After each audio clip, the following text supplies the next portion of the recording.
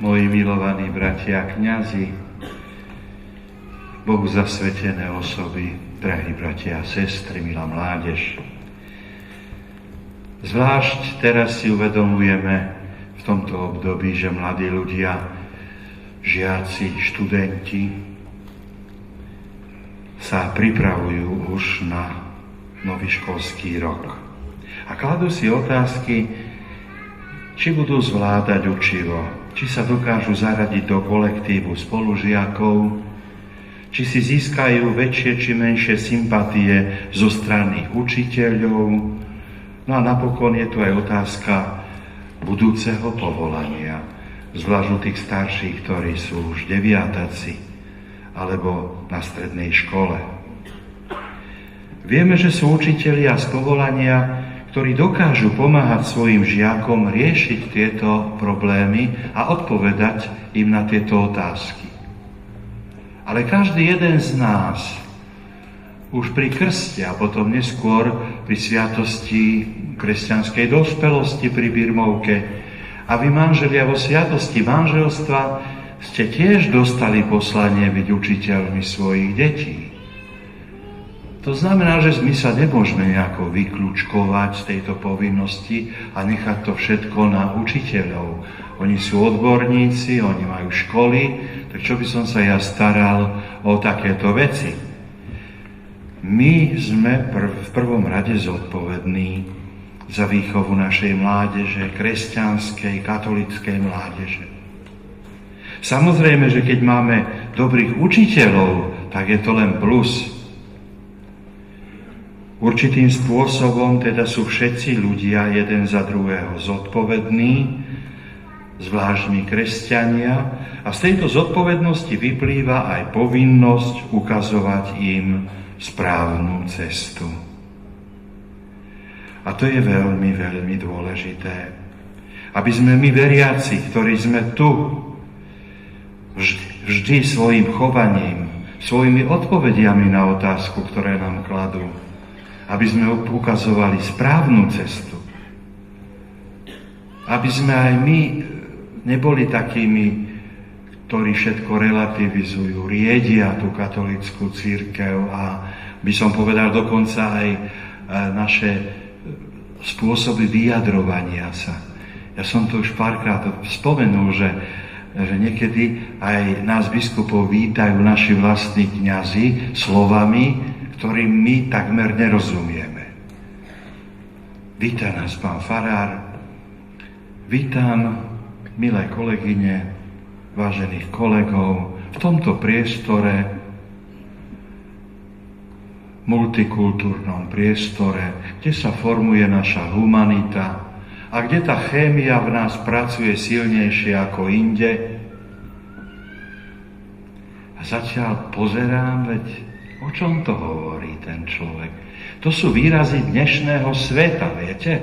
A v takej určitej predstave našich mladých ľudí, aj kňazov, je čosi tak zafixované, že my musíme hovoriť rečou tohto sveta, aby nás oni rozumeli, lenže prichádzame k tomu, že my sami sebe už nerozumieme, lebo bojíme sa vysloviť meno Boh, Panna Mária, Duch Svätý, diabol, aby sme náhodou nejak nevystrašili, nevyplašili tých mladých, ktorí sa postavia a výjdu von z kostola. A to je veľké nebezpečenstvo. Zdá sa aj v tej našej teologickej, náboženej, katolíckej terminológii hovoriť o našich veciach tak, aby sme ich naučili chápať tieto naše výrazy. Veď si predstavte, že univerzitný profesor filozofie, on používa svoju terminológiu. A keď niekto tomu nerozumie, no tak je zle. Aj my sme cez to prechádzali. Tú vetu vždy rád spomínam, keď tam pán profesor Dudáš povedal, že z globálneho aspektu je to principiálne bazírovanie na mentalite humánneho kompromisu. A my ako prváci, no boli sme rozhodnutí všetko zbáliť a odísť. Ale sme sa to museli naučiť. A Potom sme pochopili, že čo je to absolútna negácia parciálnej existencie, že to je obyčajná diera. A už sme sa ako tak vedeli v tom pohybovať. No samozrejme, že nechcem to príliš zľahčovať, ale naozaj je potrebné naučiť sa biblicky hovoriť, katecheticky hovoriť a naučiť aj našich mladých, aj našich neofitov, ktorí boli nedávno pokrstení, tejto terminológii, ktorá je veľmi, veľmi dôležitá. Niektoré slová sa možno zdajú byť až zastaralé. Napríklad to slovenské skrze nášho Pána Ježiša Krista. Škoľko to bolo všelijakých debát. Už sa to aj zrušilo, nahradilo sa to, že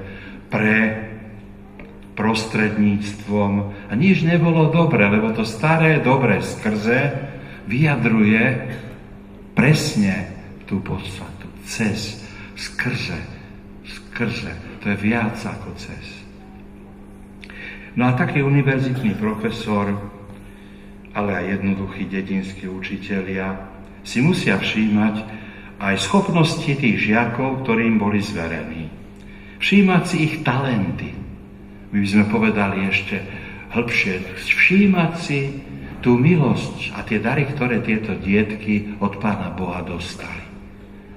A budovať na týchto talentoch ich budúci život.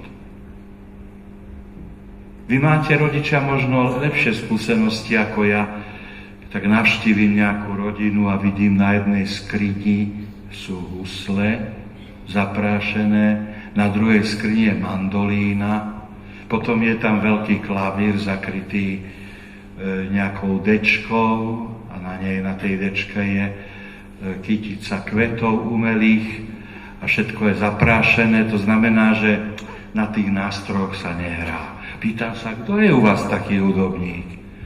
A mamička, no viete, to naši mladí. Raz ho to chytilo, raz potom to a nič nedokončil. No a teraz to tu máme ako pamiatku na tie časy. Takže aj z tej druhej strany, keď tam Pán Boh dáva určité talenty, aj takéto prirodzené v oblasti umenia, kultúry alebo vedy, tak sa musíme na to pozerať, že je to veľká hodnota, ktorú mne osobne Pán Boh dáva, aby som na nej budoval, aby som ju využil, aby som potešil, obohatil ostatných ľudí a tento svet. Náš Pán Ježiš Kristus je, tak povediac, univerzálnym profesorom, učiteľom. Ako čítame v liste svätého Pavla apoštola Kolosanom, skrze neho bolo všetko stvorené. On pozná Otca a vedie nás k nemu. Je teda cesta i pravda i život. A niekto by mohol tak troška ironicky povedať, a učí Ježiš aj matematiku a medicínu, fyziku, chémiu. Znie to tak provokatívne. Ale my kľudne môžeme povedať, no samozrejme, že áno. On totiž stvoril ľudskú inteligenciu, takže aj dnešní matematici a lekári sú súčasťou Kristom riadeného sveta, v ktorom nás vedie ku spáse. Zo svojej nadprirodzenej Božej moci to robí buď priamo, má na to možnosti, alebo nepriamo cez našich rodičov, profesorov, učiteľov. Kristus učí všetko, čo človek môže vedieť, ako máme všetky dary, schopnosti, talenty využívať. Preto, aby nám a iným slúžili k večnému životu. Teda on je cesta, pravda, život. Aj dnes slovo talent používame na vyjadrenie schopností, vloh, ktoré sú vrodené. A my hovoríme krajšie, Bohom darované.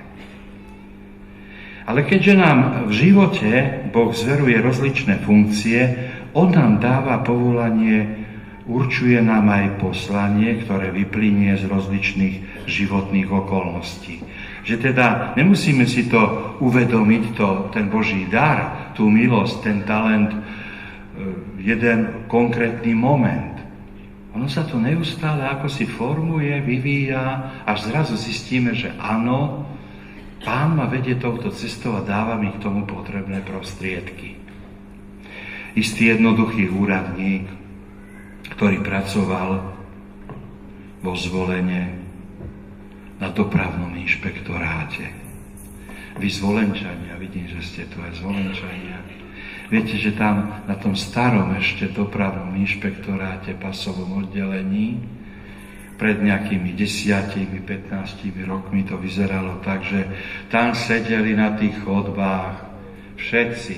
Tí, čo chceli dopravnú značku, tí, čo chceli vodický preukaz, tí, čo chceli polovnícky nejaké povolenie na držanie zbrane, to tam čakali. A bolo to vo februári, ja som sa tam ocitol a s otvorenými ústami pozerám, že obrovské ventilátory všetky idú naplno. Vo februári.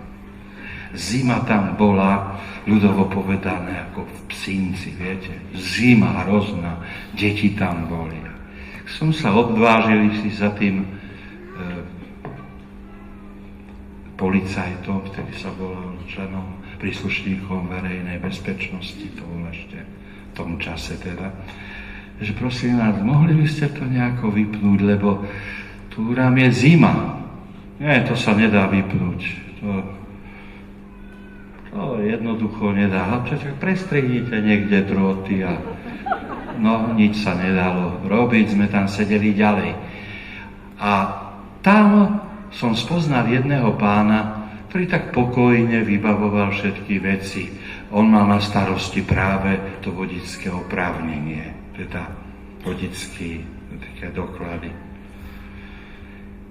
Robil to tak pokojne, až potom, keď som ho spoznal a zistil som, že odkiaľ je, že z jednej mojej bývalej filiálky, tak mi povedal, tak ja som sa o nič nestaral, len som si robil svoju vec spokojne. Až zrazu prišiel jeden starší muž so slzami v očiach. A on mi hovorí, že viete, ja som traktorista a minule ja som si zabudol kolok zobrať, tak som musel, oni tam nemali kolky, viete, to si musíte aj inde kúpiť, tie kolky, aspoň vtedy to tak bolo, teraz už asi nie. Ale tak ho prehnali, museli ísť pre ten kolok, pokým sa vrátil, už bolo zavreté. Potom prišiel na druhý deň a hovorí, viete čo, so slzami v očiach, ja mesiac nebudem môcť chodiť do družstva, nebudem môcť pracovať a ten mesiac ja nebudem mať zaplatený pre tie moje deti, pre rodinu. Robte niečo. Až vtedy som si uvedomil, že koľké roky som sa ja vôbec nestaral o to, že čo v duši toho človeka konkrétneho odznieva. Aké bolesti, aké jeho rodinné trápenia. A ja v tej veci môžem niečo urobiť. Dobrého, pozitívneho. To bolo úžasné poznanie toho, že ja som síce dostal talent, myslel si aj on, že len ten jeden, ale ho zakopal.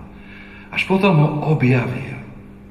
A vykopal a začal on s ním pracovať. Až tak, že sa z neho stal jeden obľúbený, vynikajúci človek, ktorý to nerobil len z povinnosti, ale považoval to za svoje povolanie. Zverená práca je talent, o ktorom je v dnešnom evanjeliu reč a každý jeden z nás bude za ňu zodpovedať pred Bohom.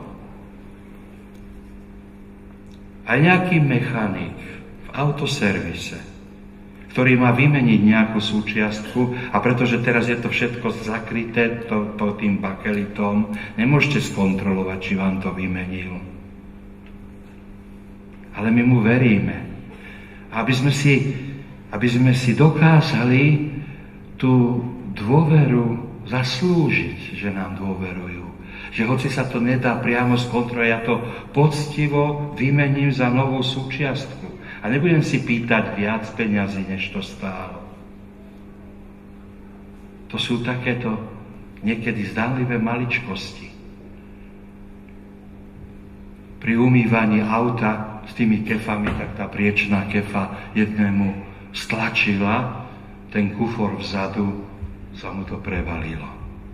Teraz si predstavte, čo ste mi to urobili? Zrazu tam vyskočí ten jeden mladý a hovorí, veď to ste už mali. Čo som mal? Veď teraz tá kefa to stlačila, ten valec. No nie, nič. Tak išiel do autoservisu.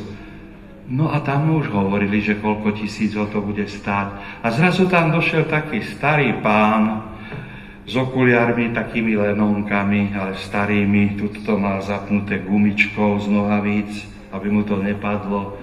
S rádiovkou na hlave, usmial sa, s pesťou udrel, viete, do toho a tá bublina vyskočila a všetko sa opravilo.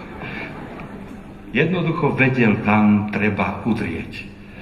A keby to tam bolo zostalo, možno tí aj ostatní vedia, že sa to dá aj takto rýchlo opraviť, len by si vypýtali možno 2000 korún alebo... Bratia a sestry, ja vám to hovorím preto, že by sme my v tom svojom postavení a v tom spoločenstve charizmatickej obnovy, v tom spoločenstve, kde sa máme na každodenné veci pozerať očami Božími, za pomoci Ducha Svätého osvietení jeho svetlom, aby sme v tých každodenných našich prácach, teda tých talentov, boli čestní. Milí bratia a sestry, keďže je dnes sobota, dnes našej nebeskej Matky Panny Márie, spomeniem, že aj na druhom Vatikánskom koncile boli niektorí za to, aby sa viac propagoval titul Panna Mária, prostredníčka všetkých milostí. A zaujímavé, že väčšina koncilových otcov bola proti tomu. Oni totiž tvrdili, boli presvedčení, že je táto skutočnosť už obsiahnutá v jednoduchšom termíne Matka Cirkvi. A pretože Panna Mária Matka Cirkvi, tak sprostredkúva milosti. No neskôr si začali lepšie uvedomovať, a uvedome si to aj my, že tento výraz, atribút Panna Mária, prostredníčka všetkých milostí, nám oveľa lepšie objasňuje dôležitú stránku Božej milosti a daru, všetkých Božích darov, talentov, ktoré sú osobné a v plnej miere nenapodobiteľné, jedinečné pre každého jedného z vás. To znamená, že to nie je len taká milosť, že by som sem priniesol nejakú striekačku a začal vás a každého by to nejako ostriekal. Ale pre každého osobitne ten dar, tá milosť je špecifická, špeciálne určená pre teba. To je úžasné. Vidíte, v tom vidieť tú veľkosť Ducha Svätého, Božiu, že on skrze svojho Svätého Ducha nám dáva na príhovor Panny Márie každému jednému špeciálne, individuálne naše tie dary, ktoré my potrebujeme. Na našu mieru šité. To je úžasné. Ťažko je niekedy vystihnúť tie šaty, keď idete aj ku krajčírovi, aby vám to ušiel správne. Nehnevajte sa, že toľko hovorím, ale už keď som sa tu ocitol, ešte jeden taký príklad, ten ste už možno počuli aj viackrát, ale je mi milý, príjemný. Že aké je potrebné špeciálne na každého jedného odmerať ten talent, ten dar, ktorý on je schopný prijať a je mu šitý na mieru. Pán Boh to dokáže. A Panna Mária, ktorej sme boli zverení z kríža, že hľa, matka tvoja, hľa, syn tvoj, ona si to uvedomuje a presne pre každého jedného z nás sa stáva Pannou Máriou prostredníčkou všetkých týchto jednotlivých milostí a talentov. Tak jeden ujo si kúpil nohavice, došiel domov a hovorí manželke, vieš, tak ono je to tak, že tam mi povedala tá predavačka, že tuto mi to sedí hore, ale mám dlhé tie nohavice. No a som vedel, že ty šiješ, aj dcéry mal Vierku a Lucku, tie tiež vedeli šiť, stále si tam niečo prešívali. tak ich poprosil, že o 3 cm by bolo treba skrátiť tie nohavice. No manželka nemala čas, čo otravuješ. Dcera sedela pred internetom, druhá dcera sa chystala na rande. Tak odvrkli otcovi, že čo. No a potom došlo jednej zaujímavej histórii. Prišla manželka, vidí tam tie nohavice zavesené, hovorí, tak som tvrdo odpovedala tomu môjmu mužovi, však on je v podstate dobrý človek. Tak sa hneď pustila do práce, 3 cm mu skrátila, vyžehlila, zavesila späť. Večer príde Vierka, však koľkokrát mi ten otec na Vianoce kúpil darčeky, tak aj ona sa pustila 3 cm. No a v noci sa z rande vrátila Ľudská, no to zase 3 cm. No a teraz on zistil, keď si to obliekol, že vyzerá v tom, ako keby v potoku ho meral ten krajčír. No, bratia a sestry, ide o to, že my ľudia niekedy zlyháme. Aj v tom odovzdávaní tých talentov, odovzdávaní toho milosrdenstva. Ale Pán Boh nikdy nezlyhá. Takže snažme sa mu pripodobniť. Snažme sa o to, aby sme boli živým organizmom. Hovorí sa tomu, že účasť na Božom živote. Božom živote, nie smrti. Živote. Je to ako krvný obeh. My sme krvným obehom v mystickom tajomnom tele v cirkvi Ježiša Krista. Preto na záver nášho uvažovania chcem použiť myšlienku svätého Jána Zlatoustého. Spasí sa len ten, kto má účasť na spáse iných, kto zachráni aspoň jednu dušu. A tak naše talenty nezostanú zakopané v neznámych hlbinách zabudnutia, ale sa budú znásobovať aj vtedy, keď sa už naše pozemské putovanie skončí. Amen.